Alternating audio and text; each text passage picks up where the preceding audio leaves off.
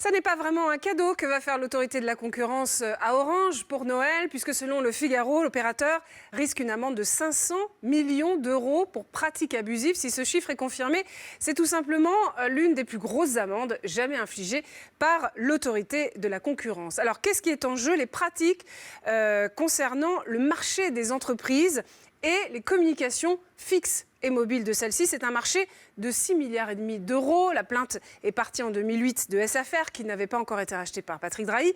SFR qui dénonçait la politique tarifaire agressive et discriminatoire de l'ex-entreprise publique France Télécom. En gros, France Télécom faisait de gros rabais pour casser le marché, selon cette plainte, et garder la clientèle captive. Bouygues Telecom s'est ensuite ajouté au dossier, puis le britannique Colt. Alors, est-ce que ça met en danger Orange financièrement? Eh bien non, parce qu'en vue de cette sanction, l'opérateur a, comme on dit, provisionné, c'est-à-dire mis de côté 400 millions d'euros.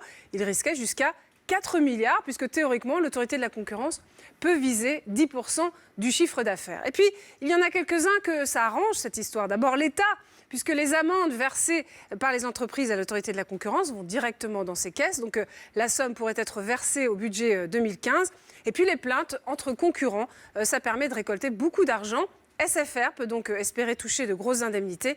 Le contentieux Orange Bouygues Telecom avait été soldé en 2008 par 300 millions d'euros en faveur de Bouygues Telecom. Alors, en ce qui concerne Orange, eh bien, il garde toujours sa position dominante sur ce marché, 60% des parts de marché pour une vraie concurrence.